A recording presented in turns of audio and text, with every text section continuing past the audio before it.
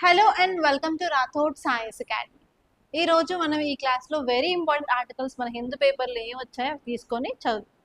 First title చూడగానే మనం కీవర్డ్ని identify చేయడం ఎలా, దాన్ని సిలబస్లో ఫిట్ చేసుకోవడం ఎలా, అసలు ఎన్ని డైమెన్షన్లో క్వశ్చన్ వస్తాయి అండ్ మీరు ఎలా నోట్స్ చేసుకోవాలి, ఎవ్రీథింగ్ క్లియర్గా ఈ వీడియోలో చూద్దాం. అండ్ లాస్ట్లో మీకు ప్రిలిమ్స్ ప్రాక్టీస్ క్వశ్చన్స్ కూడా ఇస్తాను, సో దట్ మీకు అర్థమవుతుంది మీరు చదివిన టాపిక్స్ నుంచి క్వశ్చన్స్ వస్తే చేయగలుగుతున్నారా లేదా అని. ఓకే, అందుకే ఈ వీడియో లాస్ట్ వరకు చూడండి, అసలు ఎక్కడ స్కిప్ చేయొద్దు. ఓకే, సో ఫస్ట్ టాపిక్ చూసినట్లయితే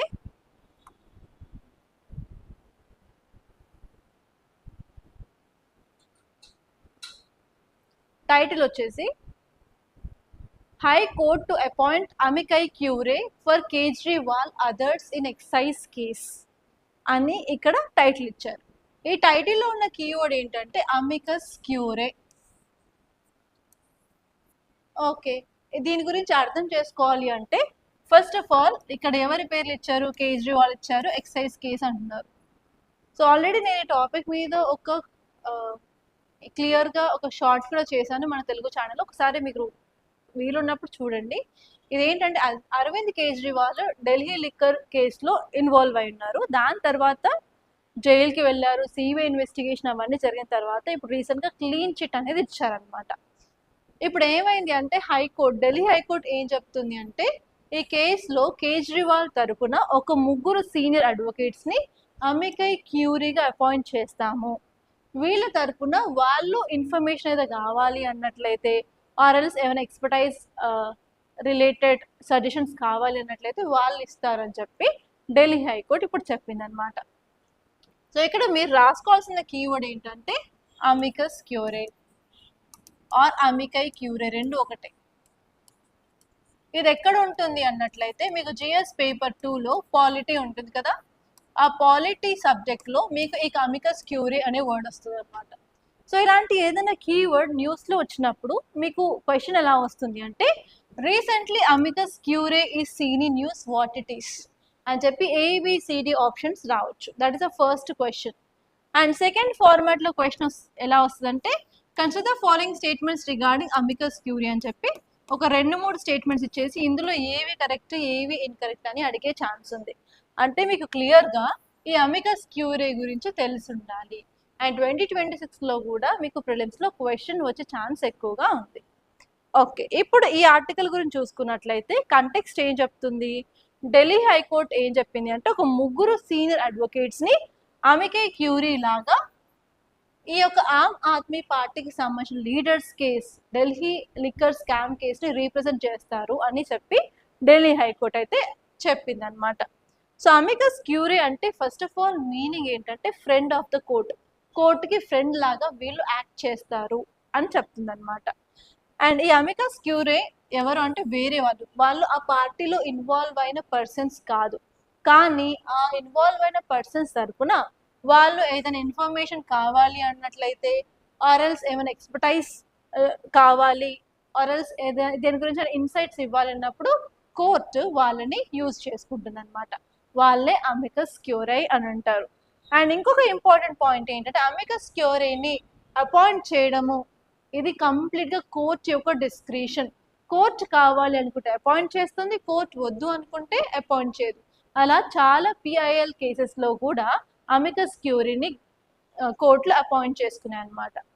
ఓకే, సో ఈ అమికస్ క్యూరీని బోత్ సివిల్ కేసెస్లో అలాగే క్రిమినల్ కేసెస్లో రెండిట్లలో కూడా అపాయింట్ చేసుకోవచ్చు. ఈ 4 పాయింట్లు చాలా ఇంపార్టెంట్. ఫస్ట్ వచ్చేసి ఫ్రెండ్ ఆఫ్ కోర్ట్ అంటారు, సెకండ్ వచ్చేసి వీళ్ళు అందులో పార్టీలో ఇన్వాల్వ్ అయిన వాళ్ళు కాదు, వేరే బయట వాళ్ళు. వీళ్ళు ఏం చేస్తారు అంటే కోర్టుకి ఇన్ఫర్మేషన్ కావాలన్నట్లయితే, సజెషన్ కావాలన్నట్లయితే, ఎక్స్పర్టైజ్ కావాలన్నట్లయితే వాళ్ళు ఇవ్వడం జరుగుతుంది. అండ్ ఇది కంప్లీట్గా కోర్టు యొక్క డిస్క్రిషన్. దాంతో పాటు సివిల్ అండ్ క్రిమినల్ కేసెస్లో కూడా వీళ్ళని చేసుకోవచ్చు. ఓన్లీ సివిల్ కేసెస్ కాదు, ఈవెన్ క్రిమినల్ కేసెస్లో కూడా వీళ్ళని అపాయింట్ చేయొచ్చు. ఎందుకు అపాయింట్ చేస్తారు అంటే వీళ్ళు ఇచ్చే ఇన్ఫర్మేషన్ అలాగే ఎక్స్పర్టైజ్ వల్ల ఫెయిర్నెస్ అనేది పెరుగుతుంది. ఇన్వెస్టిగేషన్ ప్రాసెస్లో, జడ్జ్మెంట్ ప్రాసెస్లో ఫెయిర్నెస్ అండ్ ట్రాన్స్పరెన్సీ కోసం వీళ్ళని యూజ్ చేసుకోవడం జరుగుతుంది అనమాట. ఈ పాయింట్స్ గుర్తుపెట్టుకుంటే సరిపోతుంది. వీటి మీద ప్రిలిమ్స్ క్వశ్చన్ వచ్చినా యూ కెన్ డూ ఇట్ నా. ఓకే, నెక్స్ట్ టాపిక్ చూసుకున్నట్లయితే టైటిల్ ఏం చెప్తుంది, Vizag based South Coast Railway Zone come into effect in June. Very important topic అండి. అండ్ దీని మీద మీకు ప్రిలిమ్స్లో క్వశ్చన్ వచ్చే ఛాన్స్ చాలా ఎక్కువ ఈసారి. సో ఇది దేని గురించి మాట్లాడుతుందంటే south coast railway zone. Keyword ఏంటి? South coast railway zone.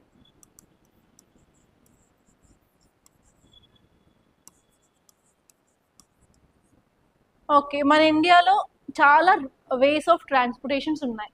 Roadways ఉన్నాయి, రైల్వేస్ ఉన్నాయి, ఎయిర్వేస్ ఉన్నాయి, అలాగే మనకి రోప్ వేస్ కూడా వచ్చాయి, వాటర్ వేస్ ఉన్నాయి కదా. సో ఏం చేస్తున్నామంటే India north west and extent చాలా ఎక్కువ కాబట్టి డిఫరెంట్ రైల్వే రూట్స్ ఉన్నాయి. వాటిని మనం డివైడ్ చేసి జోన్స్ లాగా డివైడ్ చేసామన్నమాట. ఆ జోన్కి ఒక హెడ్ క్వార్టర్ అనేది ఉంటుంది. ఆ హెడ్ క్వార్టర్ ఆ జోన్కి సంబంధించిన రైల్వే రూట్స్ ఎలా వెళ్తున్నాయి, స్కెడ్యూలింగ్ ఆఫ్ ట్రైన్స్, ఎన్ని ఎక్స్ప్రెస్లు ఉన్నాయి, అండ్ ఫ్లైట్ ఎలా మూవ్ అవుతుంది, ఎవ్రీథింగ్ అది కంట్రోల్ చేస్తుంది అనమాట. మెయింటెనెన్స్ ఆఫ్ రైల్వేస్ అవన్నీ కూడా. ఎందుకంటే కొంచెం చిన్న ప్రాబ్లం వచ్చినా కూడా పెద్ద మేజర్ యాక్సిడెంట్స్ వచ్చే ఛాన్స్ ఉంది కాబట్టి మనం ఇలా ఇండియాలో ఉన్న రైల్వేస్ డిఫరెంట్ జోన్స్గా డివైడ్ చేసి వాటి యొక్క ఆపరేషన్, వాటి యొక్క maintenance, administration everything head quarters నుంచి చేస్తారనమాట. సో అలా ఇప్పుడు సౌత్ కోస్ట్లో కొత్త రైల్వే జోన్ తీసుకొచ్చారు. అదే సౌత్ కోస్ట్ రైల్వే జోన్ అన్నమాట. ఇది ఇండియాలో 18th రైల్వే జోన్. దీన్ని క్యాబినెట్ అప్రూవల్ 2025లో ఇచ్చింది. ఇప్పుడు 2026 జూన్ 1 నుంచి ఇది కంప్లీట్గా ఆపరేషన్లోకి వస్తుందన్నమాట. సో అంత ఇంపార్టెంట్ అప్డేట్ కాబట్టి యూపీఎస్సీ దీని మీద క్వశ్చన్ వచ్చే ఛాన్స్ చాలా ఎక్కువ ఉంది. యూపీఎస్సీ దీని మీద క్వశ్చన్ అడిగే ఛాన్స్ ఉంది కాబట్టి మీరు ఏం చేయాలి, సౌత్ కోస్ట్ రైల్వే జోన్ గురించి ఫ్యాక్ట్స్ చూసుకోవాలి. ఫస్ట్ మీకు ఫస్ట్ టైప్ ఆఫ్ క్వశ్చన్ ఎలా వస్తుంది అంటే consider the following statements regarding south coast railway zone అని అడగచ్చు. And second type of question ఏంటంటే మనకి ప్రతి రైల్వే జోన్కి హెడ్ క్వార్టర్స్ ఉంటాయి. సో ఇలా 18 కాబట్టి మనకి కన్సిడర్ ద ఫాలోయింగ్ పేర్స్ అని పేర్ బేస్డ్ క్వశ్చన్ ఇస్తారు. So consider the following pairs అని చెప్పేసి ఒక side south central railway, southern railway, north central, west central అని ఇచ్చేసి ఇంకొక సైడ్ వాటి హెడ్ క్వార్టర్స్ ఇస్తారు. హజీపూర్, సికింద్రాబాద్, భువనేశ్వర్, గుహాటీ అలా ఇచ్చేసి ఏ పేర్స్ కరెక్ట్, ఏ పేర్స్ ఇన్కరెక్ట్ అని అడిగే ఛాన్స్ ఉంది. ఇది సెకండ్ టైప్ ఆఫ్ క్వశ్చన్ కాబట్టి ఉన్న 18 జోన్స్ వాటి యొక్క హెడ్ క్వార్టర్స్ కంపల్సరీ మీరు నేర్చుకోవాల్సిందే. అది ఎలా నేర్చుకుంటారు అంటే మీరు డైరెక్ట్గా ఇండియా మ్యాప్ తీసుకోండి. ఇండియా మ్యాప్ తీసుకొని ఇలా మ్యాపింగ్ చేసుకుంటూ చూడండి. ఇది మీకు డైరెక్షన్స్ తెలుసు, సౌత్, నార్త్, ఈస్ట్, వెస్ట్, మధ్యలో ఉంటే north east, north west, south west, south east అలా. అండ్ ఇక్కడ కోస్టల్ రీజన్స్లో మనకు 2 ఉంటాయి, east Coast, south Coast. So అలా మ్యాప్ వేసుకొని వెస్టర్న్ దగ్గర హెడ్ క్వార్టర్ ఎక్కడుంది, వెస్ట్ సెంట్రల్ దగ్గర హెడ్ క్వార్టర్ ఎక్కడుంది, సౌత్ దగ్గర హెడ్ క్వార్టర్స్ చెన్నైలో ఉంటుంది, సౌత్ సెంట్రల్ ఎక్కడుంది, సికింద్రాబాద్. సో అలా ఈచ్ అండ్ ఎవ్రీథింగ్ చూడండి. నార్త్ ఫ్రాంటియర్ దగ్గరనేమో మనకి గుహాటీలో ఉంటుంది, నార్త్ వచ్చేసి ఢిల్లీలో ఉంటుంది, నార్త్ సెంట్రల్ ఎక్కడ ఉంది. సో అలా మ్యాప్ వేసుకుంటే మీకు క్లియర్గా గుర్తుంటుంది. సో దట్ మీరు ఎప్పుడు మర్చిపోరు అనమాట. సో క్లాస్ తర్వాత ఈ మ్యాప్ వేసుకొని ఇలా ఈ 18 జోన్స్ వాటి యొక్క హెడ్ క్వార్టర్స్ గుర్తుపెట్టుకోవడానికి ట్రై చేయండి. ఓకే, సో ఇప్పుడు మనం ఈ ఆర్టికల్ని చూసినట్లయితే మినిస్ట్రీ ఆఫ్ రైల్వేస్ అనౌన్స్ చేసింది ఏంటంటే కొత్త railway zone south coast railway zone అనేది 18th రైల్వే జోన్. ఇది జూన్ 1, 2026 నుంచి కంప్లీట్గా ఆపరేషన్లోకి వస్తుంది అని చెప్పింది. ఈ సౌత్ కోస్ట్ రైల్వే జోన్ గురించి చూసినట్లయితే ఇది 18th రైల్వే జోన్. దీన్ని యూనియన్ క్యాబినెట్ 2025లోనే అప్రూవ్ చేసింది అండ్ 2026లో అది ఆపరేషన్ అవుతుంది అనమాట. అండ్ నెక్స్ట్ వచ్చేసి దీని యొక్క లీగల్ బేసిస్ చూసుకున్నట్లయితే ఆంధ్రప్రదేశ్ రీఆర్గనైజేషన్ యాక్ట్ ఆఫ్ 2014 ప్రకారం దీన్ని ఎస్టాబ్లిష్ చేయడం జరిగింది. అండ్ ఇది ఏంటంటే ఈస్ట్ కోస్ట్ రైల్వే అలాగే సౌత్ సెంట్రల్ రైల్వే నుంచి కార్వ్ చేస్తారంట. అందులో కొంత భాగం ఇందులో కొంత భాగం తీసుకొని ఈ యొక్క సౌత్ కోస్టల్ పెట్టారనమాట ఇప్పుడు. అండ్ దీని యొక్క head quarters very important Visakhapatnam ఆంధ్రప్రదేశ్లో ఉంది. అండ్ ఇందులో 3 మేజర్ డివిజన్స్ ఉంటాయి, Vijayawada division, Guntur division and next వచ్చేసి విశాఖపట్నం డివిజన్. ఈ 3 డివిజన్స్ ఉన్నాయన్నమాట. దీని యొక్క ఇంపార్టెన్స్ ఏంటి, ఇప్పుడు ఎందుకు తీసుకొచ్చారు అని చూసుకున్నట్లయితే, ఇలా జోన్ని ఇంకా చేయడం వల్ల ఓవరాల్గా ట్రాన్స్పరెన్సీ, అడ్మినిస్ట్రేషన్ ఈజీగా అవుతుంది. అండ్ దాంతోపాటు ప్రాపర్గా ఫ్రైట్ అండ్ ప్యాసింజర్ కనెక్టివిటీ కూడా పెరుగుతుంది అనమాట ఆంధ్రప్రదేశ్ రీజియన్లో. అండ్ నెక్స్ట్ వచ్చేసి ఇండస్ట్రీస్ అలాగే అగ్రికల్చర్ గ్రోత్ని కూడా ప్రమోట్ చేస్తుంది. దాంతోపాటు ఇన్ఫ్రాస్ట్రక్చర్ లాజిస్టిక్స్ని కూడా మనం ఇంప్రూవ్ చేయొచ్చు. అండ్ దాంతోపాటు మనకి ఏపీలో చాలా టూరిస్ట్ సైట్స్ ఉన్నాయి కాబట్టి అక్కడ టూరిజంని కూడా ప్రమోట్ చేయొచ్చు. This is the strategic importance of this zone అని చెప్పొచ్చు అనమాట. అండ్ నెక్స్ట్ ఇక్కడ మీకు 18 జోన్స్ ఉన్నాయని చెప్పాను కదా, వాటి యొక్క హెడ్ క్వార్టర్స్ ఇక్కడ చెప్తాను. మీరు ఇక్కడ రాసుకున్నా పర్లేదు, బట్ తర్వాత మ్యాప్ వేసి గుర్తుపెట్టుకుంటే ఈజీ గుర్తుంటుంది. నార్త్ టాప్ కాబట్టి ఢిల్లీ. నార్త్ సెంట్రల్ చూసుకున్నట్లయితే అలహాబాద్లో ఉంది. North east Gorakhpur. North frontier Guwahati. North west Rajasthan Jaipur. Eastern Kolkata. East central Hajipur. East coast Bhubaneswar ఒడిశాలో ఉంటుంది. అండ్ నెక్స్ట్ వచ్చేసి west central Jabalpur. Western Mumbai. Next Konkan Navi Mumbai. Central Mumbai, ఇక్కడ ముంబైలో ఉంది చూడండి, western Konkan central. And next south east central Bilaspur. South eastern Kolkata. South coast ఇప్పుడు వచ్చింది విశాఖపట్నం. సౌత్ సెంట్రల్ మన Hyderabad Secunderabad. Next south western Hubli and southern Chennai. So 18 Jones, వాటి యొక్క హెడ్ క్వార్టర్స్ మీరు మాత్రం ఎట్టి పరిస్థితుల్లో సరే గుర్తుపెట్టుకోవాలి. ఏ కాంపిటేటివ్ ఎగ్జామ్లో అయినా సరే అడిగే ఛాన్స్ అయితే చాలా ఎక్కువ. ఓకే, ఇది నెక్స్ట్ ఆర్టికల్ చూద్దాం. టైటిల్ ఏంటంటే PM strongly condemns attacks on oil hub in UAE. ఈ టైటిల్ చూడగానే మనకి ఏం అర్థమవుతుందంటే, ప్రైమ్ మినిస్టర్ ఖండిస్తున్నారు దేన్ని అంటే, యూఏఈలో ఉన్న ఒక ఆయిల్ ఫీల్డ్లో అటాక్ జరిగింది. ఆ ఆయిల్ ఫీల్డ్ పేరంటే ఫుజైరా ఆయిల్ ఫీల్డ్ అనమాట. అందులో ఏమైంది అంటే, అందులో పనిచేసే 3 ఇండియన్స్ అందులో తీవ్రంగా గాయపడ్డారు. సో అందుకే మన ప్రైమ్ మినిస్టర్ ఈ అటాక్ని ఖండించారు. అందుకే ఇది న్యూస్లో ఉంది. ఓకే, ఇక్కడ ఎందుకు ఖండించారు అన్నట్లయితే, it is the responsibility of government of India. మన గవర్నమెంట్ ఆఫ్ ఇండియా అయితే రెస్పాన్సిబిలిటీ ఎందుకు, ఇండియన్స్ని ప్రొటెక్ట్ చేయడానికి, వాళ్ళ సెక్యూరిటీని సేఫ్టీని ప్రొవైడ్ చేయడానికి. సో ఇలా వేరే కంట్రీస్లో ఇండియన్స్ మైగ్రెంట్స్గా వెళ్ళి అక్కడ వర్క్ చేస్తున్నారు అండ్ అక్కడ నుంచి రెమిటెన్సెస్ పంపిస్తున్నారు. కాబట్టి ఆఫ్ కోర్స్ మన ఇండియన్ గవర్నమెంట్ వాళ్ళ సెక్యూరిటీ కూడా తీసుకోవాలి. అందుకే ఇలా ఖండించారనమాట ఈ అటాక్స్ని. So from UPSC point of view మీకు ఎలా క్వశ్చన్ వస్తుంది, సో ఈ అటాక్ జరిగింది ఒక ఆయిల్ ఫీల్డ్లో. ఆ ఆయిల్ ఫీల్డ్ పేరు ఏంటంటే ఫుజైరా ఆయిల్ ఫీల్డ్. ఇక్కడ వచ్చారు ఫుజైరా ఆయిల్ ఫీల్డ్లో ఇక్కడ జరిగింది అనమాట. ఇది ఎక్కడ ఉందంటే యూఏఈలో ఉంది. కాబట్టి మీకు మ్యాప్ బేస్డ్ క్వశ్చన్ వస్తుంది. ఎవ్రీ ఇయర్ 4 to 5 క్వశ్చన్స్ మీకు ఓన్లీ మ్యాప్ నుంచి క్వశ్చన్స్ వస్తాయన్నమాట. మీరు ఎవ్రీ ఇయర్ పేపర్ చూసుకున్నట్టయితే 4 to 5 క్వశ్చన్స్ ఫర్ షూర్ ఉంటాయి. సో అందులో ఈసారి మోస్ట్ ఎక్స్పెక్టెడ్ టాపిక్ ఏంటి అంటే, ఫస్ట్ వచ్చేసి స్ట్రైట్ ఆఫ్ హార్మూజ్ ఒకటి. నెక్స్ట్ వచ్చేసి oil and gas fields in west Asia. ఎందుకు వెస్ట్ ఏషియాలోనే ఫోకస్ చేయాలి మేడం అన్నట్లయితే, వెస్ట్ ఏషియాలో మనకి వార్ జరుగుతుంది. ఎవరి మధ్య, ఇజ్రాయిల్ యుఎస్ఏ ఒక సైడ్, ఇరాన్ ఇంకొక సైడ్. వాళ్ళు ఆపరేషన్ ఎపిక్ ఫ్యూరియన్ స్టార్ట్ చేశారు. అందులో ఇరాన్ మేజర్ లీడర్ ఖమేని చనిపోయారు. దానికి రిటాలియేషన్గా వాళ్ళు ఏం చేశారు, వెస్ట్ ఏషియాలో ఉన్న ఆయిల్ ఫీల్డ్స్ టార్గెట్ చేయడము, అటాక్స్ చేయడము, అలాగే యుఎస్ యొక్క మిలిటరీ బేసెస్ ఏమున్నాయో వాటిని టార్గెట్ చేయడం చేస్తున్నారు కదా.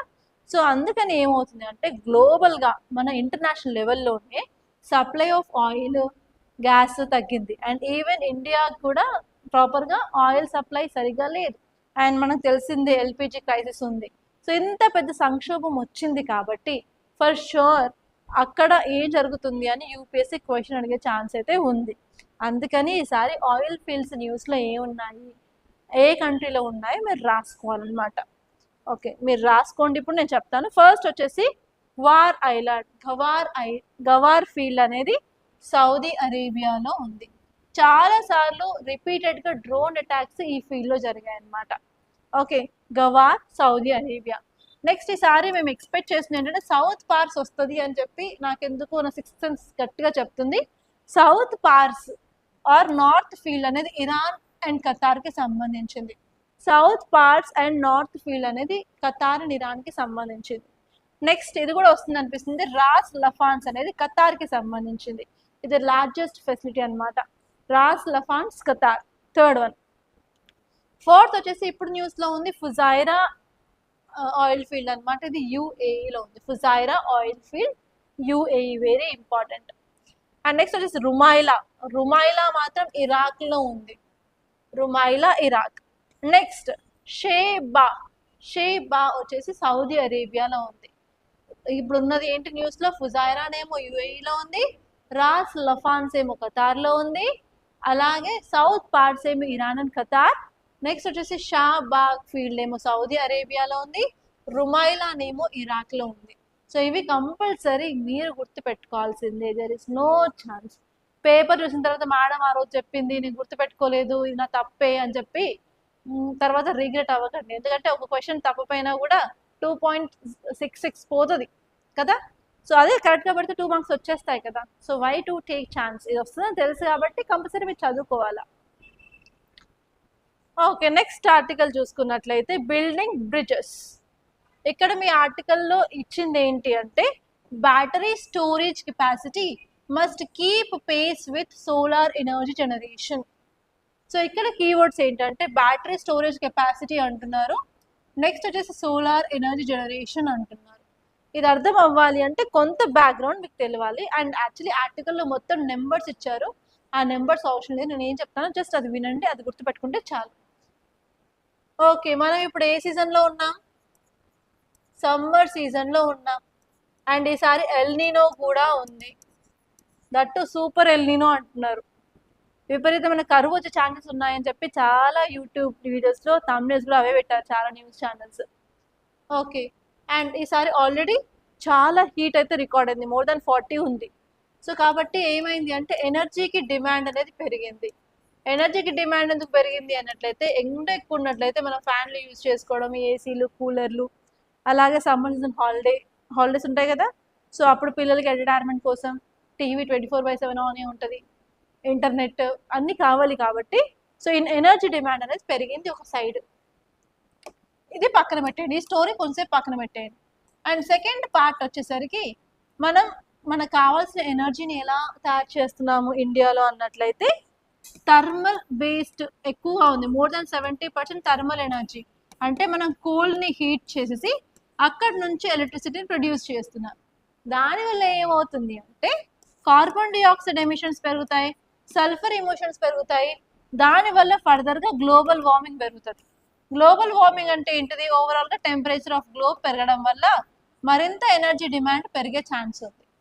కాబట్టి మన దగ్గర ఉన్న ఆల్టర్నేటివ్ ఏంటి, థర్డ్ స్టోరీ, మన దగ్గర ఉన్న ఆల్టర్నేటివ్ ఏంటి అంటే we can move for renewable energy.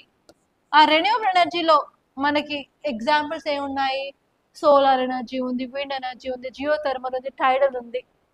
So మనకి మోస్ట్ ఫీజిబుల్ అన్నట్లయితే సోలార్ ఎనర్జీ ఫీజిబుల్ కదా. ఇంటి మీద కూడా సోలార్ ప్యానల్స్ పెట్టుకోవచ్చు, ఈవెన్ పొలాలలో పెట్టుకోవచ్చు, అండ్ ఈవెన్ వాటర్ మీద కూడా మనం పెడుతున్నాం ఇప్పుడు చాలా చోట్లల్లో కదా.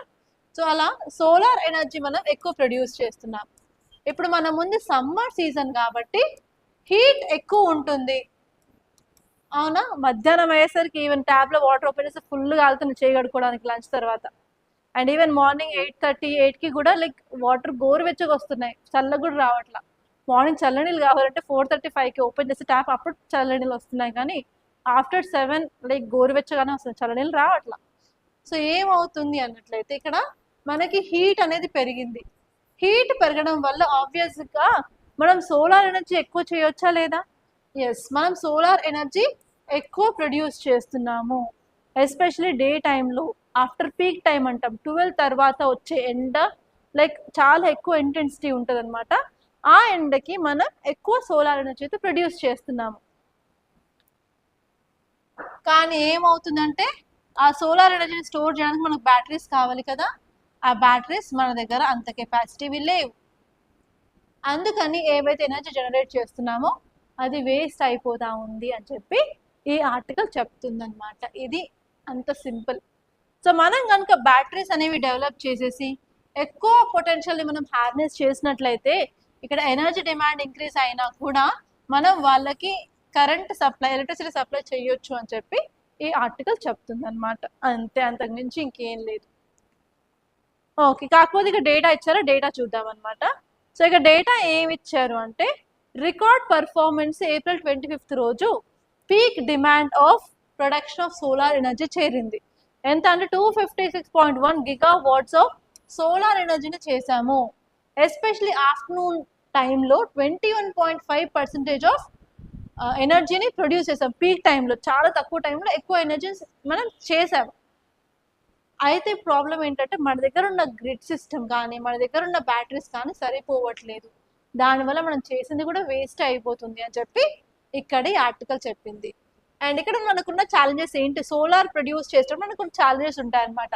అవి ఏంటంటే, మనకు సన్ వచ్చేది మార్నింగ్ టైంలో, డే టైంలో వస్తుంది, నైట్ టైంలో రాదు కదా. ఎడితే ఏం చేస్తుంది, దాని చుట్టూ తాను తిరుగుతూ ఉంటుంది కాబట్టి హాఫ్ ఏమో సన్లైట్ రిసీవ్ చేస్తుంది, హాఫ్ ఏమో నో సన్లైట్. సన్లైట్ రిసీవ్ చేసే టైంలోనే మనం ఈ సోలార్ ఎనర్జీని ప్రొడ్యూస్ చేస్తాము. కానీ ఇంకొక సైడ్ నైట్ ఉన్నప్పుడు ఎస్ వీ కెన్ నాట్. కాబట్టి అది ఒక ప్రాబ్లం విత్ సోలార్. కంటిన్యూగా 24/7 మనం ఎలక్ట్రిసిటీని ప్రొడ్యూస్ చేయలేము, ఓన్లీ డే టైంలోనే మాత్రం చేస్తాము. దాన్నే ఇంటర్మిటెన్సీ ఆఫ్ సోలార్ అని అంటారు అనమాట. ఇది very important keyword. Intermittency of solar ఏంటి అంటే, ఓన్లీ డే టైంలోనే మనం ప్రొడ్యూస్ చేస్తాము, నైట్ టైంలో మనం ప్రొడ్యూస్ చేయలేము.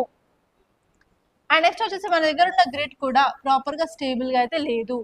అండ్ నెక్స్ట్ వచ్చేసి మనం ప్రొడ్యూస్ చేసాము ఎక్కువ, కానీ దాన్ని స్టోర్ చేయలేదు అన్నట్లయితే ఎకనామిక్ లాసెస్ని ఫేస్ చేస్తాము అని చెప్పి చెప్తుంది. అండ్ నెక్స్ట్ వచ్చేసి ఈవెన్ క్లైమేట్ కూడా అన్నిసార్లు సహకరించదు కదా. సమ్మర్ టైంలో ఎక్కువ ఉంటుంది, కానీ వర్షాకాలంలో ఏమైతే మబ్బులు పట్టేస్తాయి, దానివల్ల ప్రాపర్గా సన్లైట్ రాదు. అండ్ ఈవెన్ వింటర్ సీజన్లో కూడా ప్రాపర్గా సన్లైట్ రాదు, కాబట్టి మనం ఎక్కువ ప్రొడ్యూస్ చేయలేము. సో క్లైమేట్ వల్ల కూడా ఈ సోలార్ మీద ఇంపాక్ట్ అయితే ఉంటుంది అని చెప్పారు. ఓకే, సో ఇప్పుడు ఇందులో చెప్పిన పాజిటివ్స్ ఏంటి అంటే, మనం బాగానే ప్రొడ్యూస్ చేస్తున్నాము, మనకు కావాల్సినంత డిమాండ్ మనం ప్రొడ్యూస్ చేయొచ్చు, కాకపోతే బ్యాటరీస్ కావాలి అని చెప్తున్నారు. అండ్ డే టైంలో సోలార్ క్యాపబిలిటీ మాత్రం చాలా ఎక్సలెంట్గా ఉంది ఈ సమ్మర్లో అని చెప్పారు. అండ్ నెక్స్ట్ వచ్చేసి మనం స్టోరేజ్ మీద ఫోకస్ చేస్తే న్యూ ప్రాజెక్ట్స్ మనం చేయొచ్చు అని చెప్పి చెప్పారు పాజిటివ్స్. కానీ నెగటివ్స్ ఏంటి అంటే, వేస్ట్ అవుతా ఉంది మన రెన్యూవబుల్ ఎనర్జీ అని చెప్తా ఉన్నారు బ్యాటరీస్ లేక.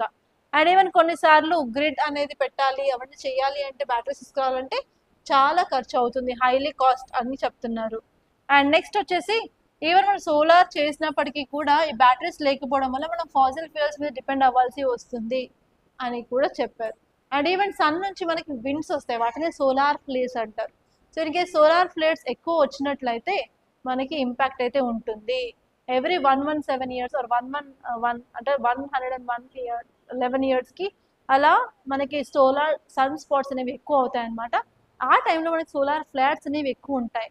సో దానివల్ల కూడా మనకి ఇంపాక్ట్ ఉండే ఛాన్స్ అయితే ఉంది అని చెప్పి ఇక్కడ చెప్తున్నారు. So you have to see that. Okay, next article చూసుకున్నట్లయితే టైటిల్ ఏం చెప్తుంది, expansion of high and frigate fleet must be in step with perceived threats. So ఈ టాపిక్ వచ్చేసి మనకు క్లియర్గా ఫ్రిగేట్స్ గురించి చెప్తుంది అనమాట. ఓకే, ఇక్కడ మనం టైటిల్ చూసినట్టయితే ఫ్రిగేట్స్ అంటున్నారు, ఇంకొక సైడ్ ఏమో థ్రెట్స్ అంటున్నారు. ఈ రెండింటిని మనం ఎలా ఇంటర్లింక్ చేస్తాము, ఇండియా యొక్క కోస్ట్ లైన్ తీసుకున్నట్లయితే మనకి చాలా పెద్ద Coast line, 11,098 kilometers of Coast line ఉంది, కిలోమీటర్స్. సో మన డిఫెన్స్ చూసుకున్నట్లయితే మన ఇండియా డిఫెన్స్లో మనకి 3 డిఫెన్స్లు ఉంటాయి. ఎయిర్ ఫోర్స్ ఉంటుంది, ఆర్మీ ఉంటుంది, నేవీ ఉంటుంది. ఆర్మీ ఏం చేస్తారు, మన బార్డర్ దగ్గర కాపలా కాస్తూ బార్డర్ని సేఫ్గా సెక్యూర్గా పెడతారు, వాళ్ళు ల్యాండ్ మీద ఉంటారు. నేవీ వాళ్ళు ఏం చేస్తారు, ఇంత పెద్ద కోస్ట్ లైన్ ఉంది కాబట్టి వాటర్స్లో కూడా మనకి ఎట్లాంటి థ్రెట్ అయినా రావచ్చు, కాబట్టి వాటర్స్లో ప్రొటెక్షన్ ఇచ్చేది నేవీ వాళ్ళు. సో బాంబులు వస్తాయి, డ్రోన్లు వస్తాయి, ఎయిర్ ఫ్లైట్స్ వస్తున్నాయి, కాబట్టి వాటి నుంచి మనకి ప్రాబ్లం ఉంది. కాబట్టి ఎయిర్ ఫోర్స్ ఏం చేస్తుంటే మన ఎయిర్ని మొత్తం క్లీన్గా ఉంచుతుంది అనమాట, క్లియర్గా వితౌట్ ఎనీ థ్రెట్స్ అనమాట. సో ఇలా 3 డిఫెన్స్ లేయర్స్ అనేవి మనకు ఉన్నాయి. సో ఇప్పుడు ఏంటంటే నేవీని కూడా మనం ప్రొటెక్ట్ చేయాలి. నేవీలో మనకి థ్రెట్స్ అనేవి ఇంక్రీజ్ అయ్యాయి అనమాట. నేవీ నుంచి వచ్చే థ్రెట్స్ ఇంక్రీజ్ అయ్యాయి. ఎందుకు, మనకి ముంబై టెర్రర్ అటాక్స్ చూసుకున్నట్లయితే టెర్రరిస్టులు వాటర్ వేస్ నుంచే వచ్చారు. అండ్ ఈవెన్ మనకి ఇక్కడ అరేబియన్ ఏరియా. ఇక్కడ మనకి ఆఫ్రికా చూసుకున్నట్లయితే దీన్ని హార్న్ ఆఫ్ ఆఫ్రికా రీజన్ అంటారు. సో ఇక్కడ మూవ్ అయ్యే షిప్స్ ఏవైతే ఉన్నాయో వాటిని హైజాక్ చేసేసి వాటిని లూట్ చేస్తారనమాట. సో దాన్ని పైరసీ అంటారు. సో ఈ పైరసీ ప్రాబ్లం ఉంది. అండ్ రీసెంట్గా షిప్ మన విశాఖపట్నం నుంచి ఎక్సైజ్ నుంచి వెళ్తూ ఉండగా యుఎస్ దాన్ని అటాక్ చేసింది, ఇరాన్ షిప్ని. సో అలా చాలా అటాక్స్ అయితే జరిగే ఛాన్స్ ఉన్నాయి. అండ్ ఈవెన్ యాక్సిడెంట్స్ అవ్వచ్చు. రోడ్ మీద ఎలా యాక్సిడెంట్స్ అవుతాయో అలాగే వాటర్లో కూడా యాక్సిడెంట్స్ జరగవచ్చు. దానివల్ల ఏమవుతుందంటే ఇన్ కేస్ ఆ యొక్క షిప్ ఆయిల్ ట్యాంకర్స్ని క్యారీ చేస్తుంది అన్నట్లయితే ఆయిల్ ఏమవుతుంది, లీక్ అయ్యి అక్కడ ఆయిల్ పడిపోతుంది. దానివల్ల ఏమవుతుంది, డెన్సిటీ డిఫరెన్స్ ఉంటుంది ఆయిల్కి అండ్ వాటర్కి. ఆయిల్ ఏమో పైన తేలుతూ ఉంటుంది అనమాట. దానివల్ల ఎన్వైరన్మెంటల్ ఎమర్జెన్సీ అయ్యే ఛాన్స్ ఉంటుంది కదా. అండ్ అదే కాకుండా even smuggling of goods, smuggling of arms, అలాగే ఇల్లీగల్ యాక్టివిటీస్ జరుగుతూనే ఉంటాయి. మీకు అంతా తెలుసు, చాలా మూవీస్లో కూడా చూపించారు, సూర్య మూవీలో. సో అలా జరగడం వల్ల ఓవరాల్గా ఇండియన్ నేవీని ఎంపవర్ చేయాలి అన్నట్లయితే వాళ్ళకి ప్రాపర్గా కావాల్సిన ఇన్ఫ్రాస్ట్రక్చర్ ఎక్విప్మెంట్స్ని ఇవ్వాలి. నేవీ వాళ్ళు యూజ్ చేసేది ఏంటంటే ఫ్రిగేట్స్ యూజ్ చేస్తారు, ఎయిర్ క్రాఫ్ట్ క్యారియర్స్ని యూజ్ చేస్తారు, అలాగే సబ్ మెరైన్స్ని యూజ్ చేస్తారనమాట. సో రీసెంట్గా మనకి ఐఎన్ఎస్ మహేంద్రగిరి అనే ఒక ఫ్రిగేట్ని ఇండియన్ నేవీలోకి ఇండక్ట్ చేశారనమాట, అంటే కమిషన్ చేశారు. అందుకని ఇప్పుడు ఈ యొక్క ఫ్రిగేట్స్ గురించి న్యూస్లో ఉంది. అండ్ ఇండియాకు ఒక అంబిషియస్ ప్రాజెక్ట్ ఉందన్నమాట ఫ్రిగేట్స్ డెవలప్మెంట్లో. అదేంటంటే project 17, project 17A, project 17B. ఈ ప్రాజెక్ట్ 17Aలో భాగంగా ఇప్పుడు ఐఎన్ఎస్ మహేంద్రగిరిని డెలివర్ చేశారు మెగాజాన్ డాక్ కంపెనీ. అండ్ ఇప్పుడు దాన్ని ఇండియన్ ఆర్మీలోకి కమిషన్ చేశారు. అందుకే ఇప్పుడు మీరు ప్రాజెక్ట్ 17A గురించి కూడా తెలుసుకోవాలి. దాని మీద కూడా మీకు ప్రిలిమ్స్లో క్వశ్చన్ వచ్చే ఛాన్స్ ఉంది. ఓకే, ఇప్పుడు ఈ ఆర్టికల్ చూసుకున్నట్లయితే మెగాజాన్ డాక్ షిప్ బిల్డర్స్ లిమిటెడ్ వాళ్ళు ఐఎన్ఎస్ మహేంద్రగిరిని డెలివర్ చేశారు అండ్ ఇండియన్ ఆర్మీలోకి ఇండక్ట్ చేసుకున్నారు అనమాట. ఈ యొక్క షిప్ వచ్చేసి 4th షీత్ ఫ్రిగేట్ అనమాట. అండ్ ఇది నీలగిరి క్లాస్కి సంబంధించినది. సో ప్రాజెక్ట్ 17Aలో government of India 6 Nilgiri class షీత్ ఫ్రిగేట్స్ని చేయాలి అనుకున్నారనమాట. అందులో ఇది 4వది అనమాట. ఓకే, ఇప్పుడు కొన్ని ఫ్యాక్ట్స్ చూసుకున్నట్లయితే 17A గురించి. ఈ ప్రాజెక్ట్ ఇండియన్ నేవీ 2019లో స్టార్ట్ చేసింది. ఫస్ట్ ఫ్రిగేట్ వచ్చేసి ఐఎన్ఎస్ నీలగిరి అనమాట. దీన్ని 2019లోనే లాంచ్ చేయడం జరిగింది. అండ్ ఈ ప్రాజెక్ట్ కింద 2 కంపెనీలు మనకి ఈ షిప్స్ని తయారు చేస్తారు. ఫస్ట్ వచ్చేసి Mazagon Dock Ship Builders Limited, next వచ్చేసి గార్డెన్ రీచ్ షిప్ బిల్డర్స్ అనమాట, ఈ 2 కంపెనీస్. సో ఇందులో వాళ్ళు ప్రొడ్యూస్ చేసే ఫ్రిగేట్స్ ఏంటి అన్నట్లయితే ఐఎన్ఎస్ నీలగిరి, ఐఎన్ఎస్ ఉదయగిరి, హిమగిరి, తారాగిరి, మహేంద్రగిరి. రీసెంట్గా తారాగిరి కూడా న్యూస్లో ఉంది. తారాగిరి, మహేంద్రగిరి, ఐఎన్ఎస్ దూనాగిరి. సో మీకు క్వశ్చన్ ఎలా వస్తుంది అంటే recently INS Taragiri, INS Mahendragiri, INS Dunagiri are seen in news. What are they? Options వచ్చేసి frigates, aircraft carriers, submarines or else rocket launchers అని చెప్పి క్వశ్చన్ అడిగే ఛాన్స్ ఉందన్నమాట. You have to be clear ఇవి ఫ్రిగేట్స్. సో మనం ఈరోజు ప్రిలిమ్స్ క్వశ్చన్స్ చూద్దాం. ఈరోజు 3 క్వశ్చన్స్ అయితే ఉన్నాయి. ఫస్ట్ వచ్చేసి 17A ప్రాజెక్ట్ గురించి. ఫస్ట్ స్టేట్మెంట్ వచ్చేసి it is related to construction of stealth frigates for Indian navy. Second వచ్చేసి they are being built only in public sector companies. And next వచ్చేసి it is a follow of project 17. Next వచ్చేసి it involves use of modular construction technology. ఇది నీకు answer ఏంటో కింద చెప్పండి. So సింపుల్గా చెప్పాలంటే ఓన్లీ వచ్చిన స్టేట్మెంట్స్ క్వాలిటీ కాకుండా వేరేవి 99.9% తప్పే ఉండే అనమాట. You can eliminate it directly. Only ఎలా చెప్తాం, వాడు ప్రైవేట్ వాళ్ళకి కూడా ఇవ్వచ్చు కదా, ఓన్లీ పబ్లిక్కి ఎందుకు ఇస్తారు ప్రాజెక్ట్స్ ఇస్తే. So if you remove this 2, answer will be 1, 3 and 4 అండి. అండ్ నెక్స్ట్ క్వశ్చన్ చూడండి, అమికస్ క్యూరీ గురించి. It is mention explicitly in constitution of India. Next, it can be appointed in both civil and criminal cases. Ensures fairness. So నార్మల్గా UPSC use చేసే trap ఏంటంటే ఏదైనా words ఇచ్చినప్పుడు mention in constitution అంటారు. కాన్స్టిట్యూషన్లో mention చేస్తే ఇంతగానో prepare అయిన వాళ్ళకి కంపల్సరీ ఆ ఆర్టికల్ గురించి ఆర్ దాని గురించి ఎక్కడో చోట లక్ష్మీకాంత్ చదివే ఉంటారు. లక్ష్మీకాంత్ చదవలేదు ఏ ఆర్టికల్ మీకు గుర్తుకు రాదంటే ఫర్ షూర్ అన్న అది not present in the constitution. ఇది ఒక్కటి గుర్తుపెట్టుకోండి, సీరియస్గా ప్రిపేర్ అయిన వాళ్ళు కంపల్సరీ లక్ష్మీకాంత్ చదువుతారు, కంపల్సరీ వాళ్ళకి ఆర్టికల్స్ అన్నీ తెలుస్తాయి. ఇలా కాన్స్టిట్యూషన్లో ఉంది అని చెప్పి స్టేట్మెంట్ వచ్చింది మీకు, కానీ మీకు ఏం గుర్తుకు రావట్లేదు అంటే ఫర్ షూర్ అది తప్పే. It is not present in the constitution అనమాట. సో 1 రిమూవ్ చేస్తే ఆన్సర్ ఇస్ 2 and 3. ఓకే, ఈ 2 పాయింట్స్ నేను ఇంతకుముందే చెప్పాను. అండ్ నెక్స్ట్ వచ్చేసి సౌత్ కోస్ట్ రైల్వే జోన్ గురించి. ఫస్ట్ స్టేట్మెంట్ ఏంటి, 18th కరెక్టే, హెడ్ క్వార్టర్స్ విశాఖపట్నం కరెక్టే, ఈవెన్ ఆంధ్రప్రదేశ్ రికగ్నిషన్ యాక్ట్ కరెక్టే. అండ్ లాస్ట్ వచ్చేసి it is carved out only south central railway. South central railway only అని చెప్పలే కదా నేను, ఈవెన్ ఈస్ట్ కోస్టల్ రైల్వే గురించి కూడా చేశారని చెప్పాను. ఇది 4th రిమూవ్ చేయండి ఆప్షన్స్లో. ఆన్సర్ వచ్చేసి 1, 2 and 3 అనమాట. సో ఇలా మీకు తెలిసిన నాలెడ్జ్ యూజ్ చేసి ప్రిలిమ్స్ క్వశ్చన్స్ సాల్వ్ చేయాల్సి ఉంటుంది. Okay, that's all guys. By this I'm concluding. మీకు కనుక ఈ వీడియో నచ్చినట్లయితే కంపల్సరీ లైక్ చేయండి, అలాగే షేర్ చేయండి. And if you want to start your preparation, మన దగ్గర మండే నుంచి కొత్త బ్యాచ్ అయితే స్టార్ట్ అవుతుంది for both online and offline. మీరు ఆన్లైన్ జాయిన్ అవ్వాలి అనుకున్నా, లేకపోతే ఆఫ్లైన్ అవ్వాలనుకున్నా, మీరు ఈ కోర్స్ గురించి ఫర్దర్గా డీటెయిల్స్ తెలుసుకోవాలి అనుకున్నా కూడా you can call us on this number 8074765513. Okay, that's all guys. And మీరు నాతో డైరెక్ట్గా మాట్లాడాలి అనుకున్నట్లయితే you can come to our institute. మన ఇన్స్టిట్యూట్ వచ్చేసి అశోక్ నగర్ హైదరాబాద్లో ఉంది.